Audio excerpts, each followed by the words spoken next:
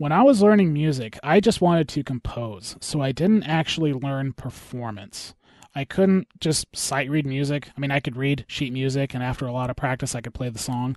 But some of these people, like the guys that performed my music that I composed at Cal Arts, they didn't even have to rehearse it. They had the sheet music I was conducting. They just saw it and they just played it all in one go. I was blown away. I'm like, holy crap. People can actually do this. And the performance was flawless. And I couldn't do that as a musician. But as an artist, they trained me to actually draw from life first. So if you want to be a musician, if you want to be a composer, you need to be able to perform, and hopefully performing for the instruments that you are composing for. Orchestra, yeah, all right, but guitar or whatever. Yeah, you need to be able to play the ideas that are in your head, then have the computer record it and not rely so much on the computer to just punch in all the notes and manipulate stuff until something sounds right. The trial and error approach to music composition, which is what I did, and it took way too long. But with art, I could just do it because I learned properly. So that was one of the big lessons I learned as far as making sure that you learn how to do something properly. Start with the foundations first, and then you'll be a lot better off. I probably could have been a composer had I had teachers who insisted that I learned performance first. So while I was at college, I think one of the jobs that I had was a web designer for the activities division at the school. And the secretary there suggested, when I kind of showed her some of the 3D stuff that I was doing and how I was using Blender to create this graphic design work, she said that I should teach that as workshops. So in summer 2005, I actually started teaching the Blender workshops at BYU, Idaho. And the churnout was crazy. We borrowed the Mac Lab. I was able to get the school to buy 30 mice, I think it was. 33 button mice, because the software requires that you use 3-button mice.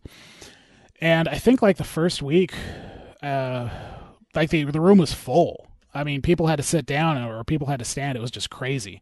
The numbers after that started to dwindle, but that was pretty successful, and I really started liking teaching, through that. And I think it was one semester after that was when I actually met Adam, and I was doing a demonstration on UV unwrapping. Oh yes, yeah, you remember that. Oh yeah. Okay, this was winter 2006. Okay. So I don't know if that was maybe 2 semesters later. I don't know. Yeah, that sounds about right. Okay. So I was a Maya user, and I did then and still now know Maya like the back of my hand. It's like I can pick up that software and do anything with it. I remember sitting down, and of course I found out about this workshop from a friend of mine. So, oh yeah, there's computer animation workshop on there. You're interested in that. And of course, first thing going through my mind is, oh yeah, I've been animation class. They're probably just teaching software and stuff. And so I was cautiously optimistic that I would learn anything in there. And then I found out, oh, they're using Blender. I'm like, oh, great. I use Maya. I'm going to go to the open source software. It probably sucks because it's free. And let's put it this way. I no longer have that mentality. Yeah. Okay. I sat down in there. It was either the first or second time that I was there. Glenn demonstrated the UV unwrapping, and it was so vastly superior to the way that it is done in Maya that I was in shock. I just sat there drooling at this thing. He would pin different parts of the mesh, and he'd stretch it proportionally, and within minutes he had a very well unwrapped model that would have taken me hours to do what he did in 5 minutes if I was using Maya to do the same thing, using the most advanced tools that Maya had to offer. And I knew what Maya could do. Mm-hmm. I was sitting there just like, the free open source program did this? What the there goes my worldview. So yeah, I went up to Glenn afterwards. I had my notebook out. I was taking notes. Like, I got to learn this software. Even if I don't use it completely, I have to have this as part of my workflow somewhere. And now, granted, this is my first semester up at BYU Idaho. I mean, I still was not very good as an artist. I knew the technical stuff very, very well, but I didn't have much technical, like the art side of this whole thing down. And I think that same semester it had us do a 3D model, and that one that I brought back wasn't that bad.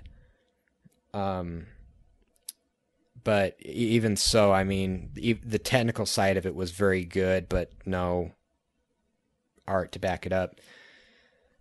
So, so I was a very faithful attendee of this workshop for a while. Yeah, and one of the things that I did for this workshop, because again, just the realization that I made as far as the whole, learning art one way, I turned out this, and then learning music this way, and I turned out meh. I started realizing that there's some very important things as far as like how to structure your classes in order to teach them properly, and being very, very focused. And for these Blender workshops, because they didn't really, I mean, it was once a week. People were already swamped with homework, so I couldn't really demand that much out of people. I had to really pick I had to pick what it was that I was going to teach, and I decided to teach just the software. I'm not going to focus on the artistic end of it. I just want to teach how to use the software. And that's what I focused on. And then later I actually started branching out and started doing 2 workshops. The other one was the digital painting workshop, which I taught people how to use Photoshop. And that was pretty well attended to. And that was of course, a little bit more art, but again, it was really, really, really focusing on the software.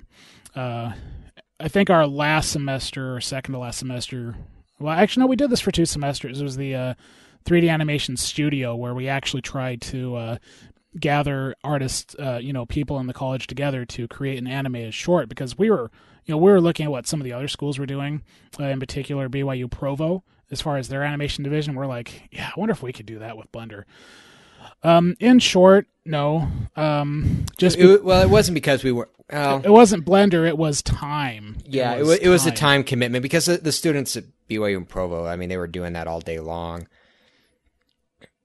So yeah, they're getting credit for it. You couldn't do that and your full schedule at the same time. That was really what killed it.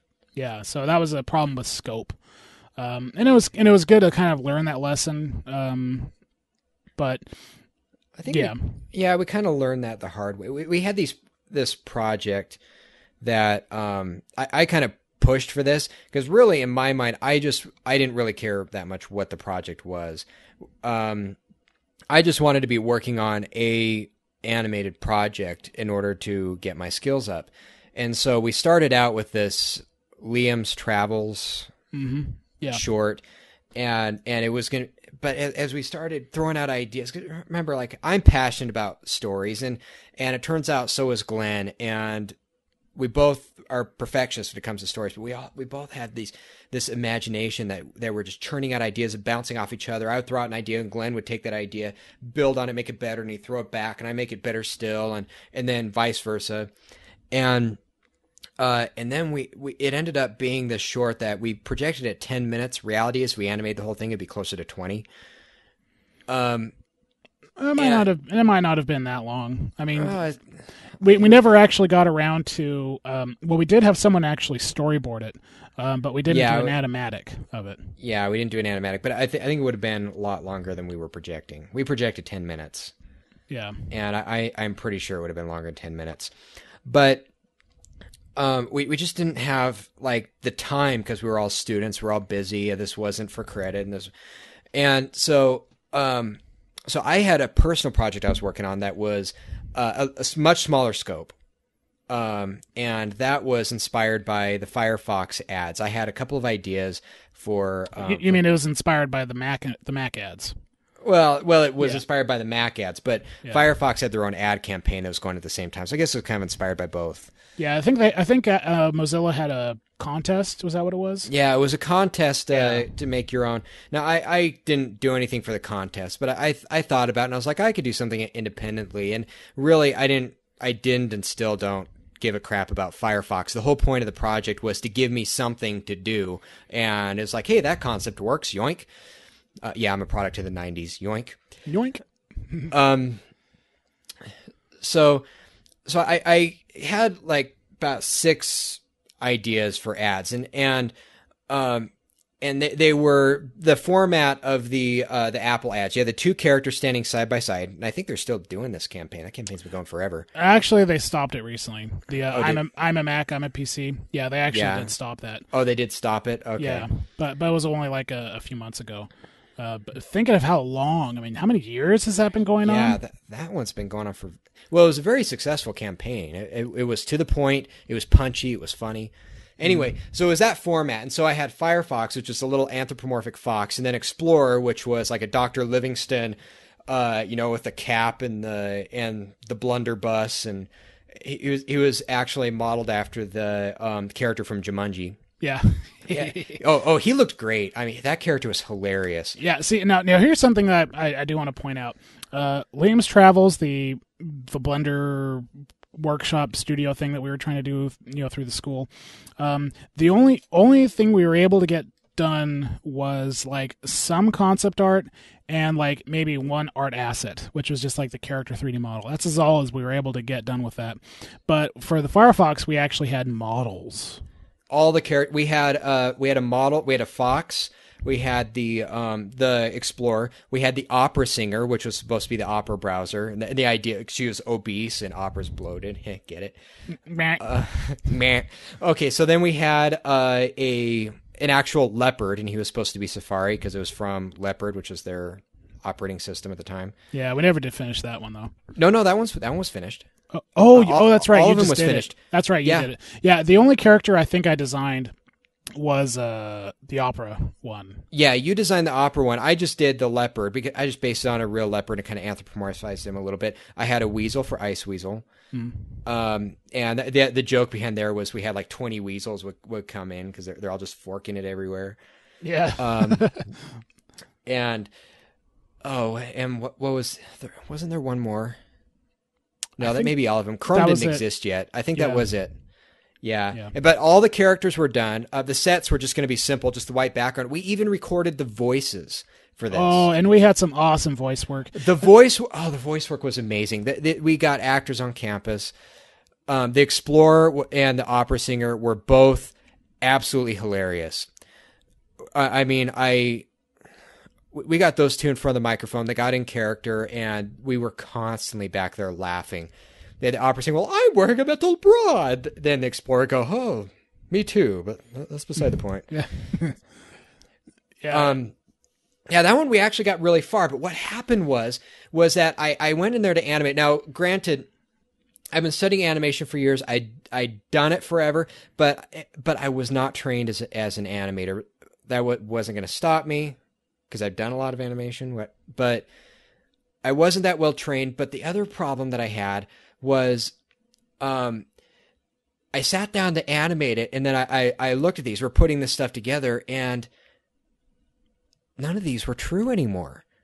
We'd spent a year on this project, and one of them was Internet Explorer getting pissed off at Acid. They're all trying to do a painting. They're trying to paint Acid 2. And the Internet Explorer, it's all like red and stuff. Well, Internet Explorer's Acid 2. They came out with Internet Explorer 7. If we release that, we just get ridiculed. Like, that's not open Internet Explorer 7. Hey, it's only slightly off. And then we had, the Opera Bloat one was still true. That one's still true today. But we had the Ice Weasel one. Well, Ice Weasel kind of, all it is now is it's just Firefox with all the branding removed. It's not what it was then. None of these jokes were true anymore, and they weren't funny anymore just because they weren't true. They were originally they're funny because it's true. It was based on current events, and yeah, it was based on current events. And if you have something where it takes a year or 18 months turnaround, that just doesn't work.